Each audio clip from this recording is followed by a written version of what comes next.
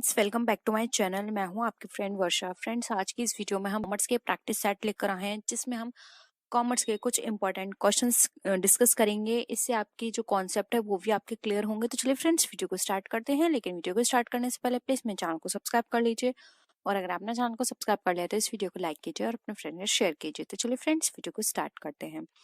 First question है, the companies nationality is decided by it's, यानी कि जो कंपनी की नेशनैलिटी है कि वो किस नेशन से बिलोंग करती है, वो इंडियन है या फॉरेन है, या फिर वो किस कंट्री की है, ये किससे डिसाइड किया जाता है?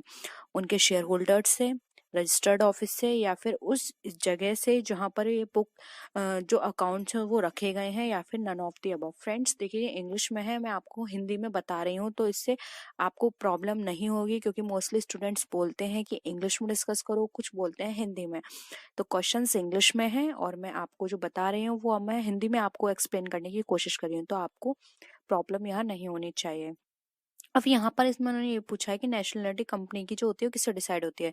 तो फ्रेंड्स, ये उसकी डिसाइड होती है रजिस्टर्ड ऑफिस से। कोई भी कंपनी जहां भी रजिस्टर्ड हुई होगी वो वहां की कंपनी कहलाई जाएगी। तो यहाँ पर ऑप्शन 2 आपका यहाँ पे राइट आंसर है। नेक्स्ट क्वेश्चन पे आते हैं। नेक्स्ट क्वेश्चन है हमारा, the statutory meeting of a company is conveyed, यानी कि जो स्टैट्यूटरी मीटिंग होती है कंपनी की वो कब होती है? वंस इन अ ईयर, यानी साल में एक बार। Once in the life time of the company, यानी कंपनी की पूरी लाइफ में एक बार। वंस इन 6 मंथ्स, यानी कि 6 महीने में एक बार।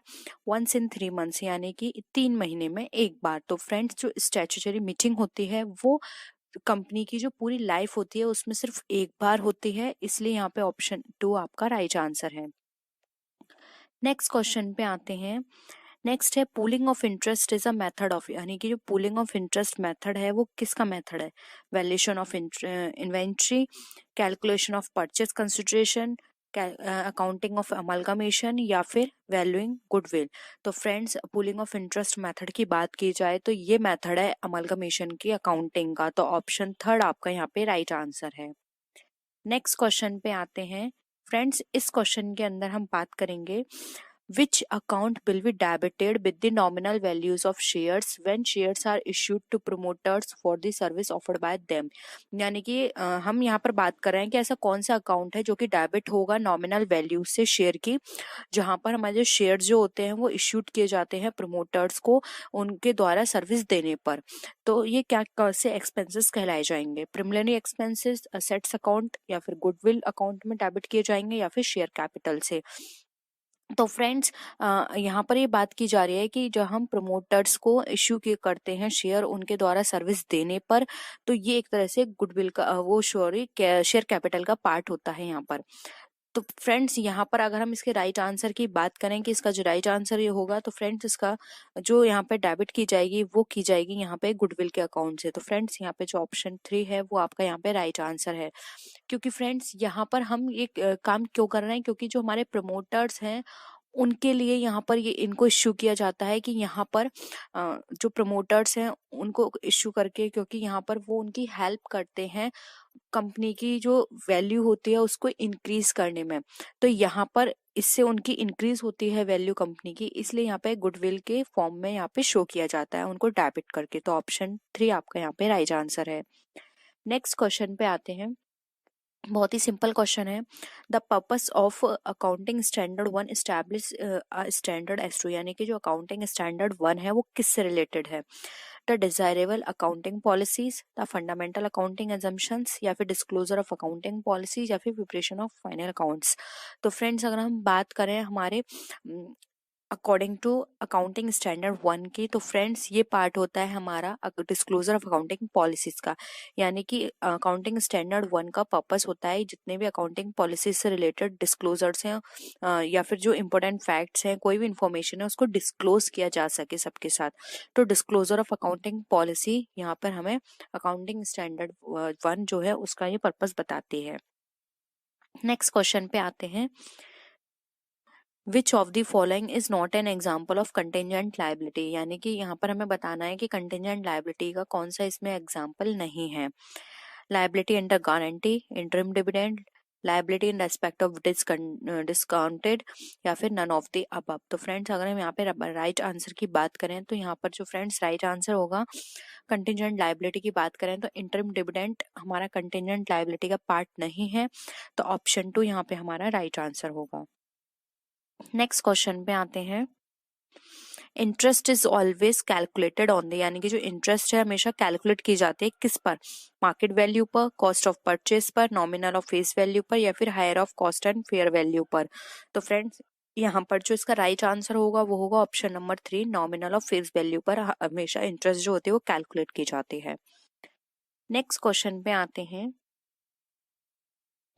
Under the purchase method of accounting, the transferee company incorporates in its books, यानी कि जो परचेस मेथड जो है अकाउंटिंग का, उसमें ट्रांसफरी कंपनी जो होता है वो इनकॉर्पोरेट्स करता है उसकी बुक्स में क्या, the assets liabilities and reserves of the transfer company, या फिर the assets liability and statutory reserve of the transfer company, the assets liabilities and statutory reserve of the transferor company, या फिर the assets and liabilities of the transferor company. तो friends इस question में बात की जा रही है कि जो परचेस मेथड ऑफ अकाउंटिंग है उसके तहत अगर हम बात करें transferee company incorporates in its books, अपनी बुक्स में क्या शो करता है, तो वो अपनी बुक्स में शो करता है असेट्स को, लायबिलिटीज को, जो भी उसके स्टैट्यूटरी रिजर्व्स होते हैं ट्रांसफरी कंपनी के, उसको वो दिखाता है। तो यहाँ पर ऑप्शन 3 आपका राइट आंसर हो जाएगा। नेक्स्ट क्वेश्चन पे आते हैं। Preference shares can be redeemed, यानी कि प्रेफरेंस शेयर से किससे रिडीम किए जा सकते हैं, partly out of issue of shares and balance out of free reserves, या फिर out of proceeds of issue of share, out of profit, या फिर ऑल ऑफ द अबव। तो फ्रेंड्स यहाँ पर अगर हम बात करें प्रेफरेंस शेयर के रिडीम होने की, तो फ्रेंड्स प्रेफरेंस शेयर को हम पार्टली इश्यू से भी कर सकते हैं, या फिर आउट ऑफ प्रोसीड जो कि जो इशू किए गए हैं शेयर उसकी प्रोसीडिंग से भी, आउट ऑफ प्रॉफिट से भी, या फिर यहाँ पे जो ऑप्शन 4 है वो राइट आंसर होगा, क्योंकि ये 4 थर्ड 3 जो मेथड दे रखे हैं इनसे हम अपने प्रेफरेंस शेयर को रिडीम कर सकते हैं। नेक्स्ट क्वेश्चन पे आते हैं। When two or more companies liquidate to form a new company, it is called, यानी कि जब 2 या 2 से अधिक कंपनी लिक्विडेट होती हैं और एक नई कंपनी बनाते हैं उसे क्या बोलते हैं, अमलगमेशन, एब्जॉर्प्शन, रिकंस्ट्रक्शन, या फिर परचेज ऑफ बिजनेस। तो फ्रेंड्स जब 2 या 2 से अधिक कंपनी मिलकर एक नई कंपनी फॉर्म करती हैं तो उसको बोलते हैं अमलगमेशन। तो ऑप्शन ए आपका राइट आंसर है। नेक्स्ट आते हैं।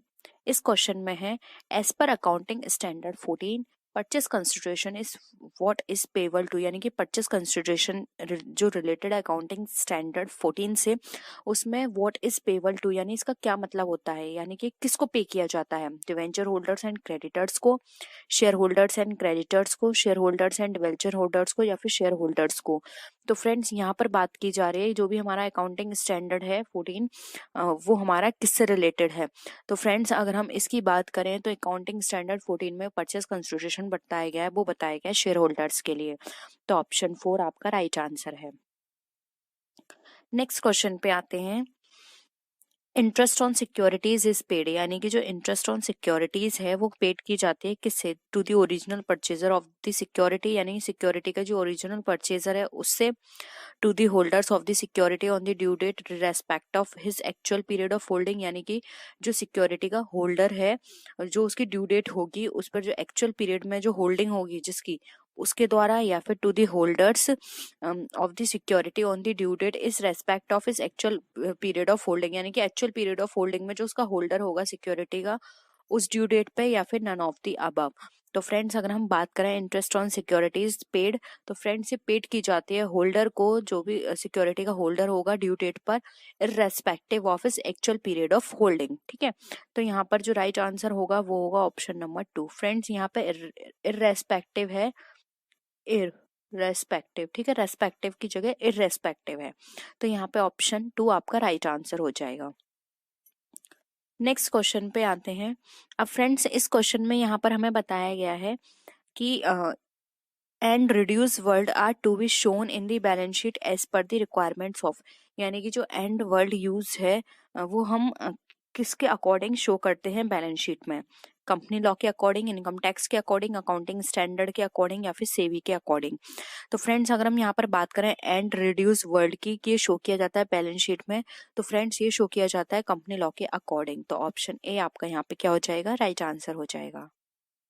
नेक्स्ट क्वेश्चन पे आते हैं, Which of the following reports have to be submitted before the company's annual general meeting as per the Companies Act? यानी कि फ्रेंड्स यहाँ पर ये बताया गया है कि ऐसी कौन सी रिपोर्ट्स है जो कि सबमिट हो जानी चाहिए कंपनीज एनुअल जनरल मीटिंग के पहले ही, according as per the companies act. यानी कि कंपनीज एक्ट के अकॉर्डिंग एनुअल जनरल मीटिंग होने से पहले ऐसी कौन कौन सी रिपोर्ट हैं जो कि सबमिट हो जानी चाहिए।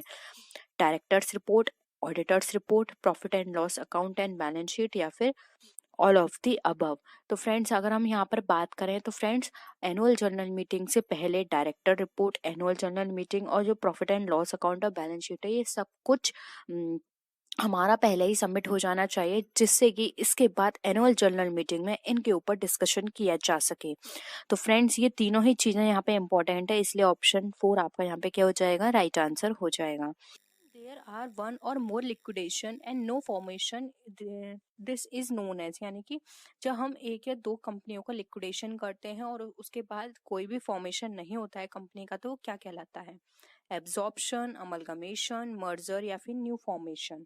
तो फ्रेंड्स अमलगमेशन में क्या होता है, दो या दो से कंपनियां मिल जाती हैं और वो न्यू फॉर्म करती हैं। मर्जर में दो कंपनियां मर्ज हो जाती हैं जिसमें एक की एंटिटी बनी रहती है।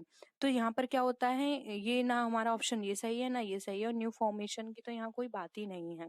तो ऑप्शन यहाँ पे एक हमारा सही होगा, उसको हम एब्जॉर्प्शन कहते हैं, जब दो या दो से अधिक कंपनियां लिक्विडेट हो जाती हैं और कोई भी कंपनी न्यू फॉर्म नहीं होती है, मतलब कंपनी ही फॉर्म नहीं होती है, तो उसको हम बोलते हैं एब्जॉर्प्शन।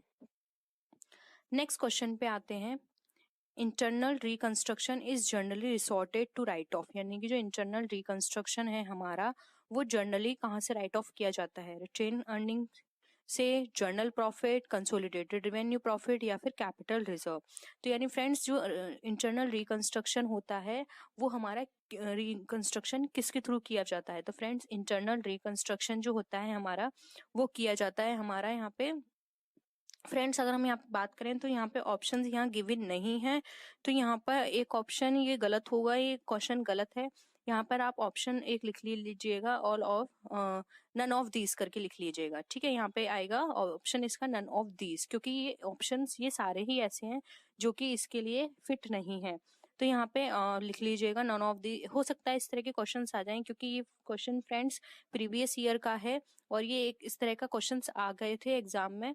तो यहाँ पे आपको इस तरह के क्वेश्चंस अगर आते हैं तो आपको पैनिक होने की जरूरत नहीं है, क्योंकि इस तरह के क्वेश्चंस आते हैं तो सभी स्टूडेंट्स को इनका मार्क्स मिलता है। तो इसका जो आंसर होगा, आंसर इसका वैसे होगा accumulated losses and fictitious assets जो होती हैं उसको राइट ऑफ करने के लिए किए जाते हैं इंटरनल रिकंस्ट्रक्शन। तो यहाँ पर इसका अगर ऑप्शन गिवन होगा नन ऑफ द अबव, तो वहां पे आपको उसको टिक करना है। अब हम नेक्स्ट क्वेश्चन पे आते हैं, gearing ratio denotes the relationship between, यानी कि जो गेयरिंग रेशियो जो है हमारा वो हमारा क्या डिनोट करता है, किसके बीच रिलेशन, डिवेंचर और शेयर कैपिटल के बीच, एसेट्स एंड कैपिटल के बीच, लोन एंड कैपिटल के बीच, या फिर इक्विटी शेयर होल्डर्स फंड या लॉन्ग टर्म बोरोड फंड्स के बीच। तो फ्रेंड्स गियरिंग रेशियो ऑलवेज हमारा जो रिलेशनशिप बताता है वो बताता है हमारा असेट्स एंड कैपिटल के बीच। तो यहाँ पे हमारा ऑप्शन 2 जो है वो करेक्ट है। नेक्स्ट क्वेश्चन पे आते हैं हम, redeemable preference shares can be redeem, यानी कि जो रिडीमेबल प्रेफरेंस शेयर्स हैं वो हमारे रिडीम हो सकते हैं if they are paid not less than 50% of the nominal value of shares, यानी कि जो शेयर्स की नॉमिनल वैल्यू है उसकी 15% से कम नहीं होंगे पेड, तब वो रिडीम किए जा सकते हैं। या फिर only if they are fully paid, यानी कि जब वो फुल्ली पेड होंगे, या फिर if they are partly paid, यानी कि अगर वो पार्टली पेड होंगे, या फिर only if they are issued at premium, या फिर अगर वो इश्यू होंगे प्रीमियम पे तभी वो रिडीम किए जा सकते हैं। तो फ्रेंड्स यहाँ पर जो इसका राइट आंसर है वो है ऑप्शन 2, किसी भी शेयर को हम तभी प्रेफरेंस शेयर को रिडीम कर सकते हैं जब वो फुल्ली पेड होंगे। अगर वो पार्टली पेड हैं तो वो हम उसको नहीं कर सकते, अगर वो फुल्ली पेड हैं तभी उसको रिडीम किया जा सकता है।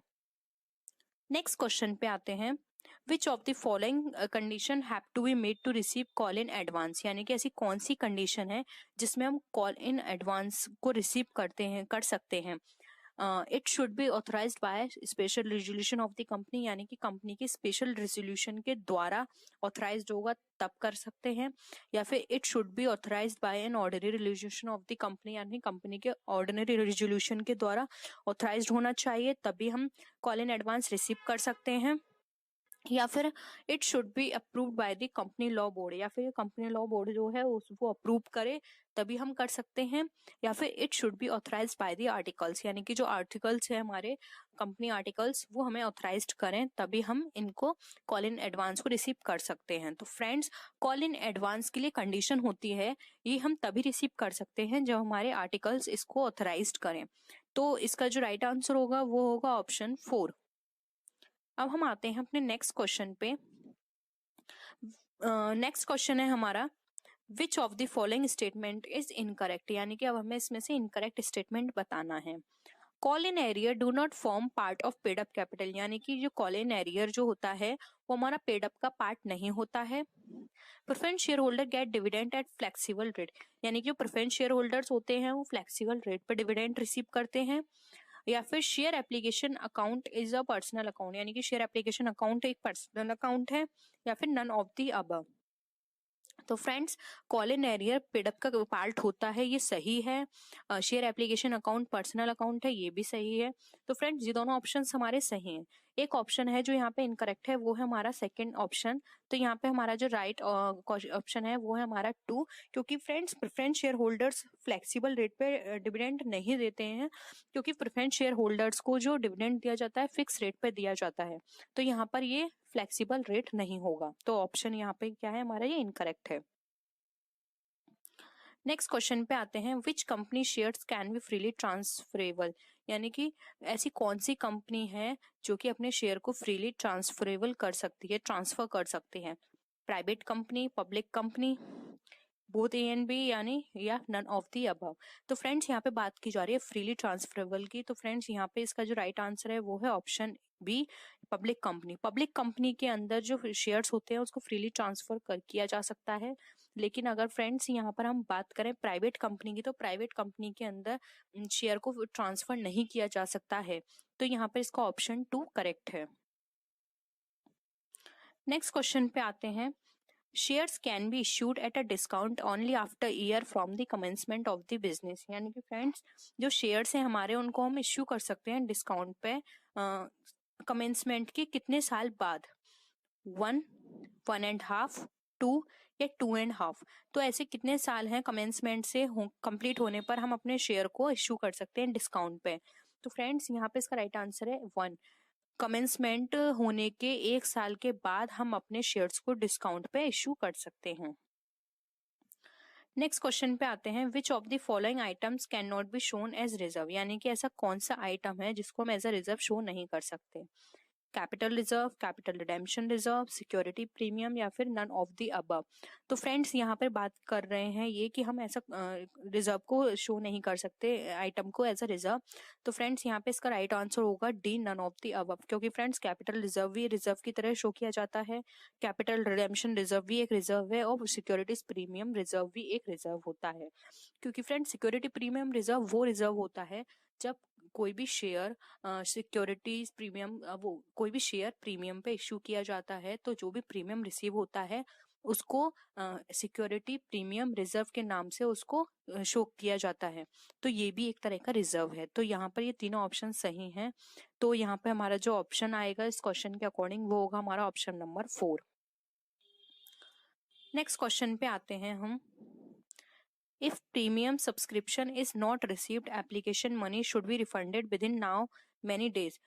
फ्रेंड्स, अगर प्रीमियम सब्सक्रिप्शन की जो एप्लीकेशन मनी है अगर वो रिसीव नहीं हुई है तो हमें अब कितने दिन के अंदर अपने पैसों को रिफंड कर देना है, 7 डेज, 10 डेज, 15 डेज या 13 डेज।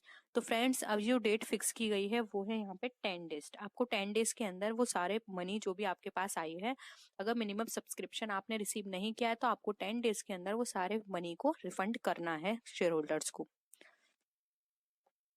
नेक्स्ट है, when shares are forfeited the share capital account is debited with dash and the share forfeiture account is credited with dash. यानी कि फ्रेंड्स जब शेयर को फॉरफिचर्ड किया जाता है तो शेयर कैपिटल अकाउंट डेबिट की जाती है, किस अकाउंट के साथ वो आपको यहाँ फिल करना है, और किस अकाउंट के साथ वो क्रेडिट की जाती है वो आपको यहाँ फिल करना है। तो ऑप्शंस हैं calls in arrears of share forfeiture amount यहाँ पर आएगा, या फिर amount received on shares forfeited.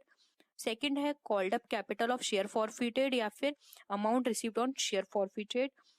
Third option है called up capital of shares forfeited, या फिर calls in arrear of share forfeiture. Third option है paid up capital of share forfeiture, या फिर called up capital of share फॉरफिचर्ड। तो ये इनके options हैं। तो फ्रेंड्स अगर हम इन ऑप्शंस के अकॉर्डिंग बात करें तो यहाँ पे जो हमारा राइट ऑप्शन होगा वो होगा ऑप्शन 2, क्योंकि फ्रेंड्स यहाँ पे जब हम शेयर कैपिटल को डेबिट करेंगे तो वो हम कैपिटल करेंगे कॉल्ड अप कैपिटल से, यानी कि वो शेयर जो भी हमने फॉरफिचर किए हैं उस पर हमने कितनी कॉल्ड अप कैपिटल यानी कितनी कैपिटल हमने मांग ली है वो अमाउंट यहाँ आएगा, और क्रेडिट करेंगे उस पर हमारे कितना अमाउंट हमने रिसीव कर लिया है वो अमाउंट यहाँ आएगा। तो यहाँ पे ऑप्शन हमारा 2 जो है वो यहाँ पे करेक्ट है। नेक्स्ट क्वेश्चन पे आते हैं, which of the following item is not taken in profit and loss appropriation account. यानी कि ऐसा कौन सा आइटम है जो कि profit and loss appropriation account में नहीं लिखा जाता है। Transfer to dividend equalisation reserve, transfer to general reserve, provision for taxation, या फिर प्रपोज डिविडेंड। तो friends profit and loss appropriation account वो अकाउंट होता है जिसके अंदर सभी तरह के रिजर्व्स, डिविडेंड्स एंड हमारी शेयर कैपिटल जो होती है और हमारी जो कैपिटल है नॉर्मल जो ऑथराइज्ड कैपिटल है वो यहाँ पे शो की जाती है। तो फ्रेंड्स अप्रोप्रिएशन अकाउंट के अंदर जो यहाँ पे आइटम नहीं इंक्लूड होगा वो होगा provision for taxation. Provision for taxation appropriation account में नहीं आता है। तो फ्रेंड्स यहाँ पे हमारा ऑप्शन 3 जो है करेक्ट है। नेक्स्ट क्वेश्चन पे आते हैं, What is the excess of net assets over consideration paid is called। यानी कि फ्रेंड्स नेट असेट्स एक्सेस में है ओवर कंसिडरेशन पेड, यानी कि जो कंसिडरेशन हमने पेड किया है तो उसको क्या बोलते हैं, क्या टर्म वहां हम यूज करते हैं। ऑप्शन है हमारे capital reserve, reserve capital, security premium, या फिर गुडविल। तो फ्रेंड्स जब भी हमारी नेट असेट्स की जो अमाउंट है वो एक्सेस में है कंसिडरेशन पेड करने से, तो फ्रेंड्स यहाँ पर जो अमाउंट यहाँ पे टर्म यूज किया जाएगा वो यूज किया जाएगा कैपिटल रिजर्व। यानी कि वो टर्म जो भी हमने यहाँ पे जो कंसिडरेशन पेड किया है उसके एक्सेस में अगर हमारे पास नेट असेट्स बचता है तो इट मीन्स वो हमारा कैपिटल रिजर्व का पार्ट है। ठीक है, हम आते हैं नेक्स्ट क्वेश्चन पे, how many companies are involve in the scheme of internal reconstruction. यानी कि ऐसी कौन सी स्कीम है जो कि हमारे इंटरनल रिकंस्ट्रक्शन में यूज की जाती है। कितनी कंपनीज हैं, 1, 2, 3 अनलिमिटेड।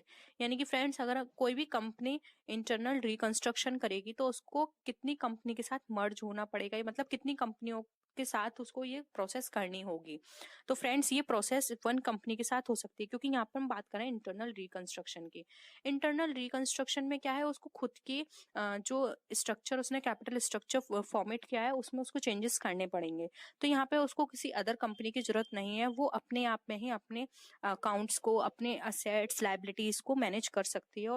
नेक्स्ट क्वेश्चन आता है, no company can buy its equity share if. यानी कोई भी कंपनी बाय बैक नहीं कर सकती अपने इक्विटी शेयर यदि पार्टली कॉल्ड अप शेयर हो, पार्टली पेड अप शेयर हो, डिफॉल्टिंग कंपनी हो, या फिर ऑल ऑफ दीज। तो फ्रेंड्स यहाँ पर अगर कोई भी कंपनी बाय बैक नहीं करेगी अपने शेयर यदि वो पार्टली पेड होंगे, पार्टली पेड कॉल्ड शेयर होंगे और पार्टली पेड शेयर होंगे, डिफॉल्टिंग कंपनी होगी। तो यहाँ पे आंसर आ जाएगा ऑल ऑफ दीज। अगर ये सारी सिचुएशन होंगी तो कोई भी कंपनी बाय बैक नहीं कर सकती अपने शेयर को, उसको फुल्ली पेड अप होना पड़ेगा। ठीक है, नेक्स्ट क्वेश्चन है, सीक्रेट रिजर्व्स में बी क्रिएटेड बाय। यानी कि सीक्रेट रिजर्व कहाँ से क्रिएट किया जाता है, under valuation of liabilities only, under valuation of assets only, over valuation of assets only, या फिर over valuation of liabilities and under valuation of assets. तो फ्रेंड्स यहाँ पर इसका अगर हम आंसर की बात करें तो फ्रेंड्स इसका जो राइट आंसर है डी ऑप्शन, क्योंकि कोई भी कंपनी सीक्रेट रिजर्व तभी प्रिपेयर कर सकती है जब उसका ओवर वैल्यूएशन होगा लायबिलिटीज का और अंडर वैल्यूएशन होगा असेट्स का। ठीक है, हम नेक्स्ट क्वेश्चन पे आते हैं, a company can buy back. एक कंपनी बाय बैक कर सकती है partly paid up share, fully paid up share, partly paid up share, या फिर नन ऑफ दीज। फ्रेंड्स अभी हमने ये डिस्कस भी किया था, कोई भी कंपनी बायबैक तभी कर सकती है जब वो फुल्ली पेड शेयर होगा। तो फ्रेंड्स यहाँ पर हमारा ऑप्शन बी करेक्ट है। Bank is the short name given for, यानी कि जो वर्ल्ड बैंक है उसका शॉर्ट नेम किस किस बैंक के लिए दिया गया है, short name world bank. IMF के लिए, IBRD के लिए, IFC के लिए, या फिर ADB के लिए। तो फ्रेंड्स हम जब सब जानते हैं कि इसका जो राइट आंसर है वो है ऑप्शन बी IBRD, यानी कि international bank for reconstruction and development का शॉर्ट नेम है वर्ल्ड बैंक। IMF का फुल फॉर्म होता है इंटरनेशनल मॉनेटरी फंड, IFC का होता है इंटरनेशनल फाइनेंशियल कॉर्पोरेशन, ADB होता है यहाँ पर ADB का फुल फॉर्म है एशियन डेवलपमेंट बैंक। तो फ्रेंड्स यहाँ पर ये सारी चीजें थी, लेकिन इसका जो ऑप्शन करेक्ट है वो है option B IBRD। Next question पे आते हैं। The world bank is formed as, यानी कि जो वर्ल्ड बैंक है वो फॉर्म्ड होता है IMF की कौन सी बॉडी, किस बॉडी से? सप्लीमेंट्री बॉडी कही जाती है, कॉम्प्लीमेंट्री, लीगल, या none of these.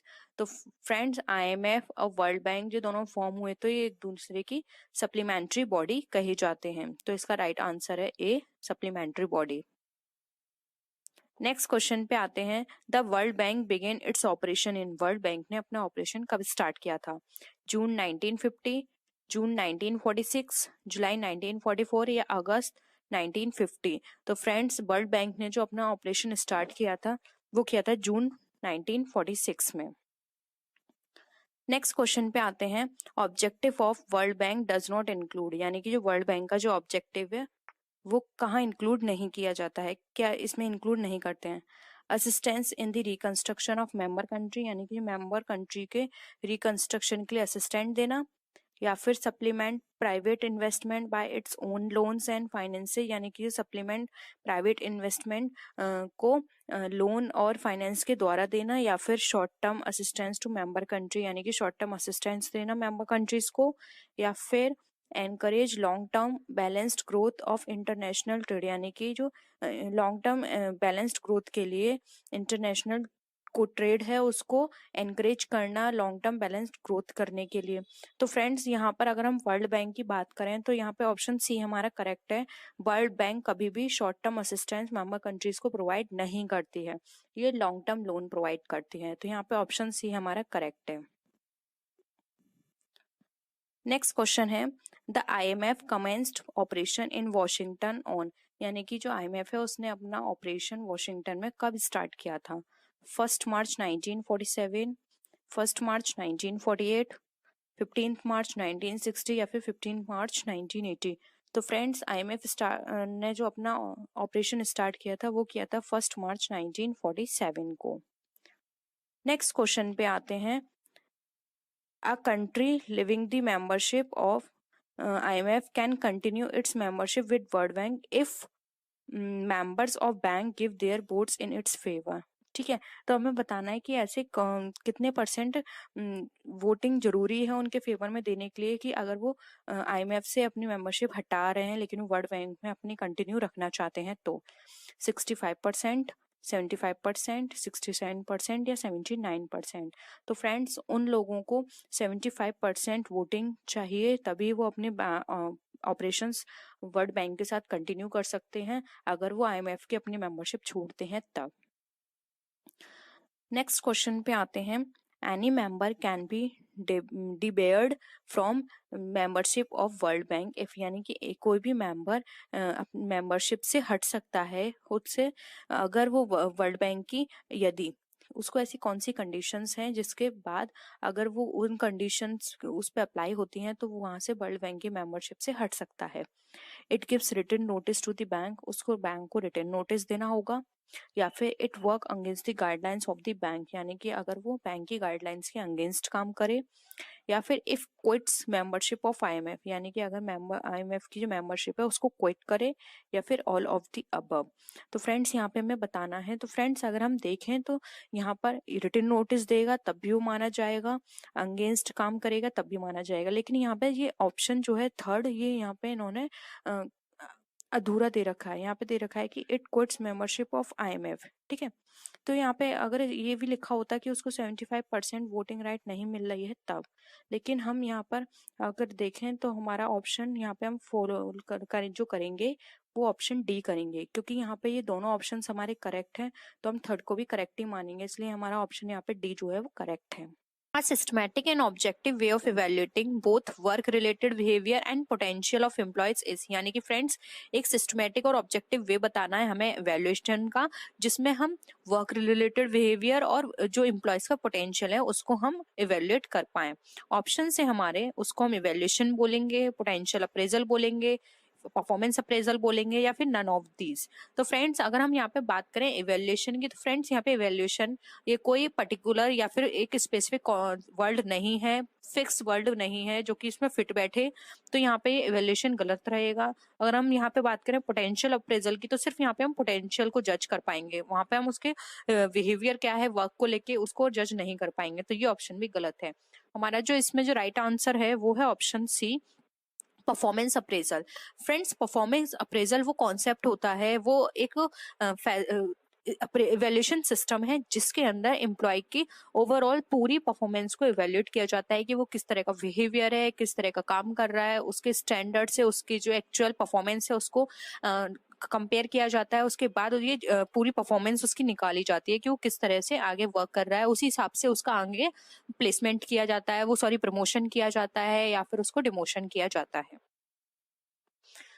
Next question पे आते हैं, a method requiring the rater to select the most descriptive statement in each pair of statement about the employee being rated is called, यानी कि friends एक ऐसा method जो कि जरूरत है एक रेटर को किसी भी डिस्क्रिप्टिव स्टेटमेंट को सेलेक्ट करने के लिए, जो कि ऐसा कोई स्टेटमेंट है जिसमें वो एक पेयर बनाए और साथ में ही एक एम्प्लॉय उसको रेट करे।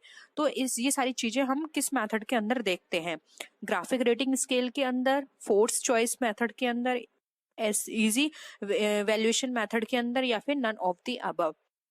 तो फ्रेंड्स अगर हम एक ऐसे मेथड की बात करें जिसके अंदर एक रेटर डिस्क्रिप्टिव स्टेटमेंट बनाता है और साथ में ही वो अपने जो एम्प्लॉय होते हैं उसको रेट भी करता है, खुद रेट होते हैं उसमें, तो फ्रेंड्स वो जो हमारा कॉन्सेप्ट है वो है हमारा fourth choice method. Fourth choice method के अंदर ये सारी चीजें, ये सारी एक्टिविटीज की जाती हैं।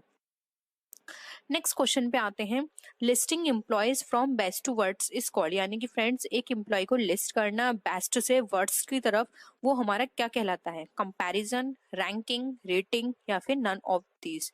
तो फ्रेंड्स अगर हम बात करें कि एक एम्प्लॉय को हम रेट कर रहे हैं बेस्ट से वर्क के बीच में, तो वो कहलाती है हमारी रैंकिंग। हम रैंकिंग देते हैं उसे कि बेस्ट एम्प्लॉय ये है इस साल का या फिर वर्स्ट ये है, तो यहाँ पे क्या कर रहे हैं हम रैंक उनको देते हैं।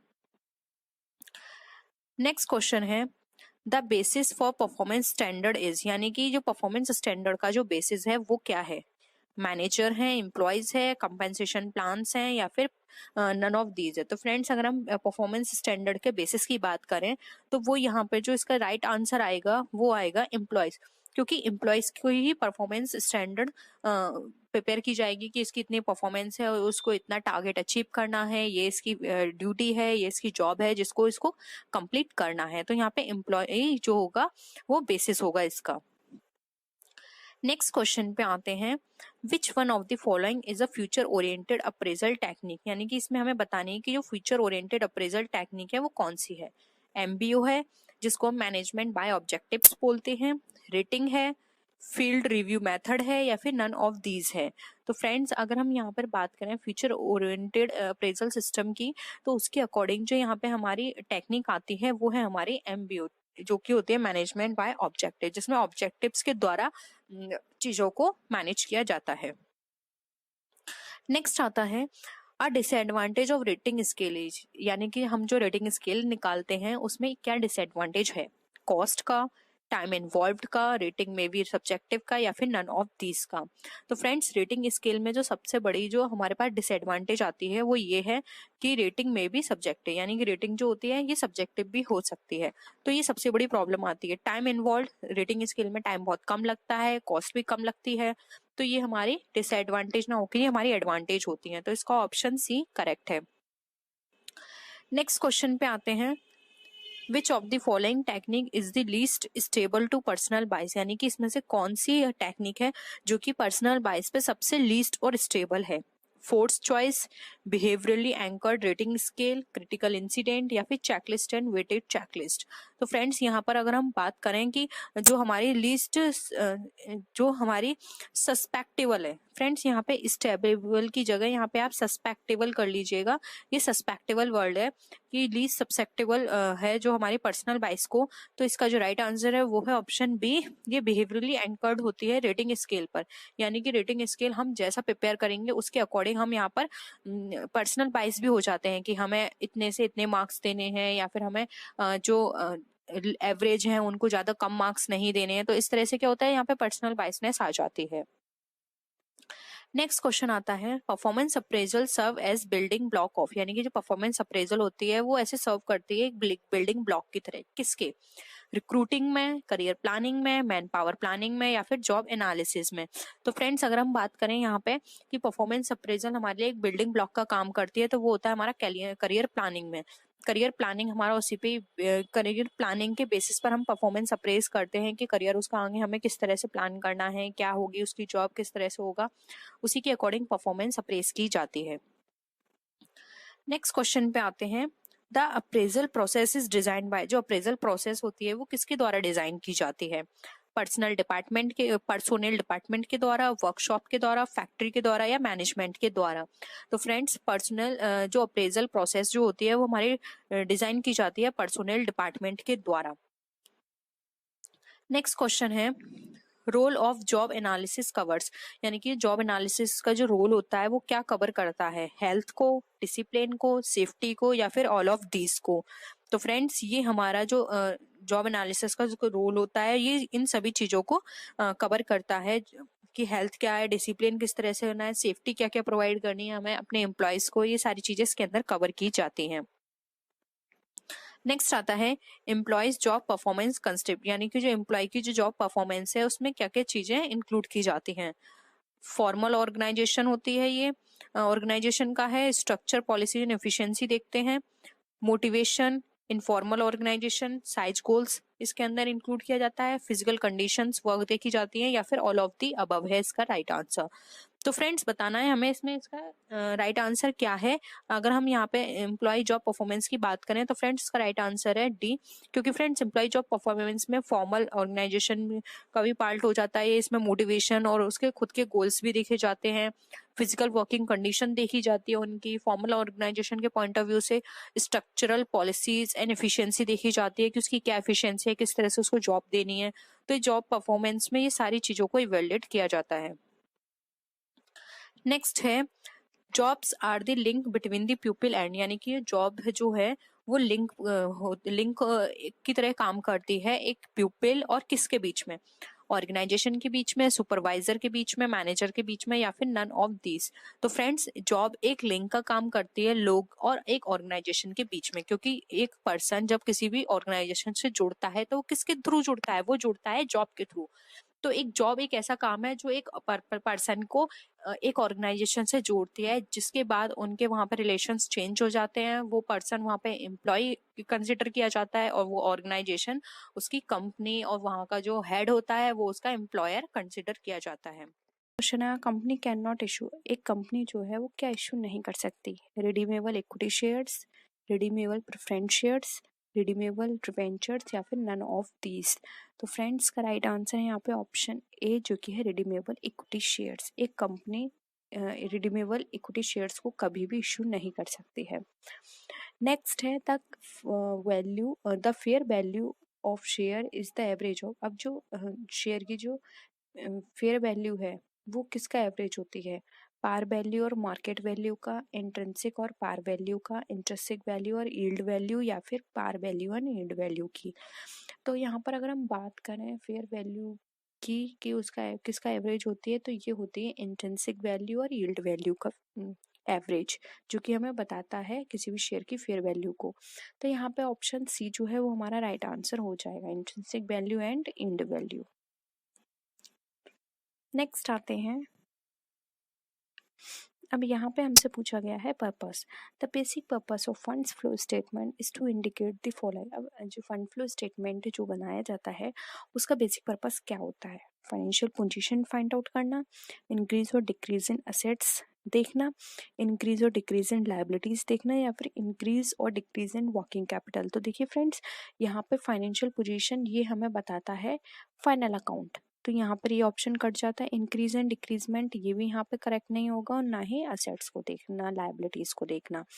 यहाँ पे इसका राइट आंसर होगा ऑप्शन बी डी, जो कि है हमारा इंक्रीज और डिक्रीज इन वर्किंग कैपिटल। इसमें वर्किंग कैपिटल देखी जाती है, यानी कि दो बैलेंस शीट की वर्किंग कैपिटल को आपस में उनको डिफ्रेंशिएट करके देखा जाता है, यानी कि दो बैलेंस शीट ली जाती हैं, ठीक है, एक स्टार्टिंग की और एक एंड की, यानी कि एक ओपनिंग और एक क्लोजिंग। दो बैलेंस शीट देखी जाती हैं 2 ईयर की, फिर वहां पे उन दोनों की वर्किंग कैपिटल को आपस में कंपैरिजन किया जाता है।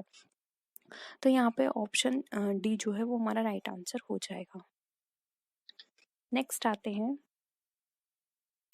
Which one of the following is a leverage ratio. अब आपको पता होना चाहिए लिवरेज रेशो हमारा क्या इंडिकेट करता है, डेट इक्विटी रेशो को, करंट रेशो, ऑपरेटिंग रेशो, या फिर इन्वेंट्री रेशो को। तो देखिए यहाँ पर इसका राइट आंसर होगा इन्वेंट्री रेशो, वो सॉरी लिवरेज रेशो जो होता है वो हमारा डेट इक्विटी रेशो को बताता है। और डेट इक्विटी रेशो हमारा किस लिए काम आता है? ये हमारी लॉन्ग टर्म लाइबिलिटीज जो होती हैं या लॉन्ग टर्म जो सोर्सेज होते हैं उसमें हेल्प करता है, ठीक है। तो ऑप्शन ए यहाँ पे हमारा राइट आंसर हो जाएगा। नेक्स्ट है, which of the following statement is correct? Debt equity ratio is solvency ratio, यानी कि डेट इक्विटी रेशो जो है क्या वो सॉल्वेंसी रेशो कहा जाता है। ROI measures overall profitability, low gearing is preferable to high gearing, या फिर ऑल ऑफ दीज। तो देखिए यहाँ पर अगर हम इसके राइट आंसर की बात करें तो ये सारी ही चीज़ें करेक्ट हैं, ऑप्शन डी राइट आंसर हो जाएगा। डेट इक्विटी रेशो को हम सॉल्वेंसी रेशो भी बोलते हैं, और इसलिए कहा भी जाता है कि सॉल्वेंसी रेशो होता है वो हमारे लॉन्ग टर्म जितनी भी लाइबिलिटीज होती हैं उनको मेजर करने के काम आता है। आरओआई मेजर करता है हमारी, यानी कि आरओआई की फुल फॉर्म क्या होती है, यहाँ पर आपको इसको बताना है, ठीक है। कमेंट सेक्शन में आप इसकी फुल फॉर्म बताएंगे तब आपको इजीली क्लियर हो जाएगा, क्योंकि फुल फॉर्म से ही आपको पता चल जाएगा कि आपको प्रॉफिटेबिलिटी बता रही है। फिर आता है यहाँ पर low gearing is preferable to high gearing. जो हमारा गियरिंग रेशो होता है वो लो हमारे लिए बेटर माना जाता है, इसलिए ऑप्शन डी यहाँ पे राइट आंसर हो जाएगा। नेक्स्ट क्वेश्चन पे आते हैं, long term solvency is indicated by. अब जो लॉन्ग टर्म सॉल्वेंसी है वो किससे इंडिकेटेड होती है? देखो ऊपर जो हमने ऑप्शंस पढ़े थे आप उसी से यहाँ पे पता लगा सकते हैं। देखिए ऑप्शंस में है rate of return, liquid ratio, debt equity ratio और कैपिटल गियरिंग रेशो। तो यहाँ पे देखिए ऑप्शन सी जो है, यानी कि डेट इक्विटी रेशो जिसको सॉल्वेंसी रेशो भी बोलते हैं, ऑप्शन सी यहाँ पे हमारा राइट आंसर हो जाएगा।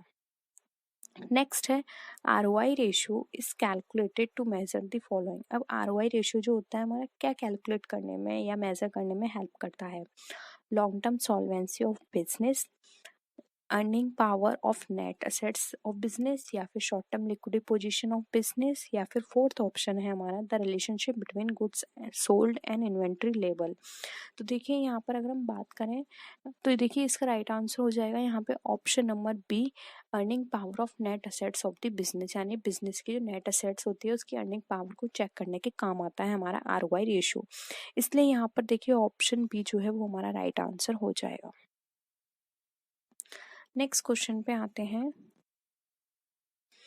Which one of the following items presents a potential use of working capital. अब इसमें से कौन कौन से आइटम्स हैं जो कि वर्किंग कैपिटल के यूज में आते हैं, उनके पोटेंशियल हमें रिप्रेजेंट करते हैं? Good amortisation, sale of fixed assets at loss, या फिर नेट लॉस फ्रॉम ऑपरेशंस, या फिर डिक्लेरेशन ऑफ शेयर डिविडेंड। तो देखिए यहाँ पर इसका राइट आंसर होगा ऑप्शन नंबर सी, जो कि हमारा net loss from operations. Next question पे आते हैं, which of the following is not normally paid from the working capital. अब इसमें से कौन सा नॉर्मली पेड नहीं होता हमारा वर्किंग कैपिटल से? Payment of wages, payment of creditors, payment of debentures, या फिर payment purchase of raw material.